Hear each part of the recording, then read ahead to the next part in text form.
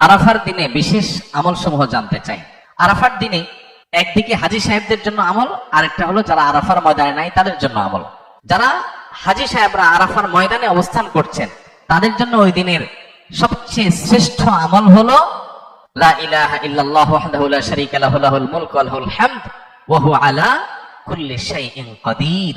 এটা মুহাব্বতের সাথে অর্থ বুঝে ধীরে ধীরে বারবার করে পড়তে থাকা, এটা হলো সবচেয়ে বেশি প্রয়োজনীয় কাজ। কেন? কারণ নবী করিম সাল্লাল্লাহু আলাইহি ওয়াসাল্লাম বলেছেন যে খায়রুদ দুআই দুআউ ইয়াউমি আরাফা, আরাফাত দিনের দোয়া হলো শ্রেষ্ঠ দোয়া। ও খায়রু মা কুলতু আনা ওয়ান নাবিয়্যুনা মিন ক্বাবলি, নবীজি বলেছেন আমি আর আমার পূর্বের যত নবী রাসূল এসেছেন সবাই যত দোয়া আল্লাহর কাছে করেছে এর মধ্যে সবচেয়ে উত্তম হলো এটা, লা ইলাহা ইল্লাল্লাহু ওয়াহদাহু লা শারীকা লাহু লাহুল মুলকু ওয়া লাহুল হামদু ওয়া হুয়া আলা কুল্লি শাইইন কাদির।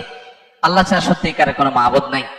লা ইলাহা ইল্লাল্লাহ ওয়াহদাহু লা শারীকা লাহু, তিনি একক এবং তার কোনো শরীক নাই। লাহুল মুলকু ওয়া লাহুল হামদ, রাজত্ব এবং প্রশংসার অধিকারী একমাত্র তিনি। ওয়া হুয়া আলা কুল্লি শাইইন কাদির, তিনি সবকিছু করতে সক্ষম। বাহ্যিক দৃষ্টিকোণ থেকে এই বাক্যগুলোর মধ্যে কোনো প্রার্থনা নাই, তাহলে এগুলোকে দোয়া বলা হচ্ছে কেন? সেটা নিয়ে অনেক আলাপ আছে এবং মুহাদ্দিসিন ইকরাম একমত যে এইগুলো দোয়া। এখানে আল্লাহ রাব্বুল কাছে পরোক্ষভাবে নিজের চাওয়াকে পেশ করা হচ্ছে, আল্লাহর শক্তিমত্তার কথা জাহির করে আল্লাহর কাছে নিজের সবকিছুই নিবেদন করা হচ্ছে পরোক্ষভাবে, এটাও দোয়াই। তো এটা হলো আরাফার ময়দানে যারা হাজির অবস্থান করবেন তারা সবচেয়ে বেশি পড়বেন। অনেক উলামা ইকরাম অবশ্য বলেন যে এই দোয়া অর্থাৎ লা ইলাহা ইল্লাল্লাহু ওয়াহদাহু লা শারীকা লাহু লাহুল মুলকু ওয়া লাহুল হামদু আলা কুল্লি শাইইন কাদির, আরাফার দিনে আরাফার বাইরে যারা পৃথিবীর বিভিন্ন প্রান্তে গায়রে হাজী যারা আছি তারাও পড়তে পারেন, বরং আরাফার দিনে তাদের এটা পড়া উচিত এবং এ ব্যাপারে অনেকে রেকমেন্ড করেন। তাহলে একটা করে পেলাম লা ইলাহা ইল্লাল্লাহু ওয়াহদাহু লা শারীকা লাহু, এটা পড়া। এবং আরাফাতের দোয়াকে সবচেয়ে শ্রেষ্ঠ দোয়া বলা হয়েছে, এজন্য হাজী সাহেবরা বিশেষ করে যারা সেখানে অবস্থান করছেন ওই দিন একবারে সূর্য ডোবা পর্যন্ত, যোহর থেকে নিয়ে সূর্য ডোবা পর্যন্ত পুরো সময়টা দোয়ার ভিতরে ডুবে থাকা, এটা হলো সবচেয়ে বড় কাজ। আর যারা আরাফায় নাই, আরাফার বাইরে আছে, যারা হজে যাচ্ছেন না, তারা আরাফার দিনটাতে তারা রোজা রাখবেন। আরাফার দিনের রোজা নিয়ে আমাদের দেশে প্রতি বছরই গন্ডগোল বা মত পার্থক্য দেখা দেয়, কোন দিন রোজা রাখবো? এটা কি হাজিরা অবস্থান করছে ওই দিন, নাকি আমি যে দেশে আছি সেই দেশে যখন জিলহজের 9 তারিখ হবে? তো এটা নিয়ে উভয় পক্ষেই দলিল আছে, যুক্তি আছে, দুই মতেরই সপক্ষে আলেমদের বক্তব্য আছে। সেক্ষেত্রে তুলনামূলক ভাবে আমি যে দেশে আছি সেই দেশে জিলহজের 9 তারিখটা হলে সেটাকে আরাফার দিন হিসাবে, আরাফার দিন যদিও বাহ্যিকভাবে মনে হয় যে আরাফার ময়দানের সাথে সংশ্লিষ্ট, কিন্তু আসলে এই যে দিনগুলা ইয়াউমুত তারবিয়া, ইয়াউমে আরাফা, ইয়াউমুন নাহার, ইয়াউমুত তারবিয়া বলা হয় জিলহজের 8 তারিখকে, ইয়াউমুল আরাফা বলা হয় জিলহজের 9 তারিখকে, ইয়াউমুন নাহার বলা হয় জিলহজের 10 তারিখকে।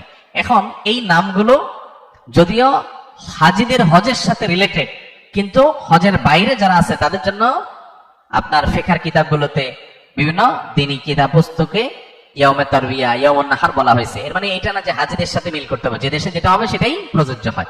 তো সেই আলোকে ইয়াউমে আরাফা আপনি যেখানে অবস্থান করছেন সেখানকার 9 তারিখ হিসাবে রোজা রাখতে পারেন। যদি আপনার কাছে বেশি মনে হয় যৌক্তিক যে না হাজীদের অবস্থানের সাথে মিল করে রাখাটা, যেহেতু নামের মধ্যে ইয়াউমে আরাফা আছে অতএব ওইটা আমি রাখবো, তো সেক্ষেত্রে আমি সেটা করতে পারেন, কোনো অসুবিধা নেই।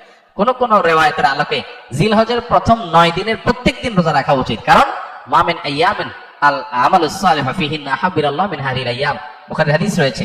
এই দশকটাতে এমনি নেক আমল করা উচিত, অতএব নফল রোজা আপনি প্রথম সবগুলো দিন রাখতে পারেন, তাহলে আর কোনো ইখতিলাফের ঊর্ধ্বে এমনি উঠে গেলেন। অতএব আরাফার দিনে আরাফাতের বাইরে যারা আছেন তারা রোজা রাখবেন, আর আরাফাতে যারা আছেন তারা কি করবেন?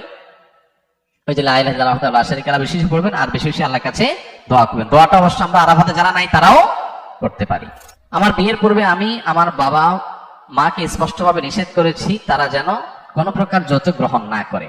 বিয়ের সময় আমার শ্বশুর বাড়ি থেকে কিছু আসবাবপত্র দেওয়া হয়, যার সম্পর্কে আমি জানতে চাইলে আমাকে আমার বাবা মা জানায় আমার শ্বশুর তার একমাত্র মেয়েকে উপহার দিয়েছে। পরবর্তীতে পারিবারিক একটি কলহের মাধ্যমে জানতে পারে বিয়ের সময় আমার পরিবারের লোকজন আমার শ্বশুরবাড়ি থেকে যৌতুক চেয়েছে এবং তারই প্রেক্ষিতে এগুলো তারা দিয়েছে। এখন আমার করণীয় কি? এখন আপনার করণীয় হলো শ্বশুরবাড়িতে এগুলো ফেরত দিয়ে আসা। সোজা কথা, শ্বশুরবাড়ি থেকে যদি যৌতুক চলে আসে তাহলে সেটা কি করতে হবে? ফেরত দিয়ে দিতে হবে।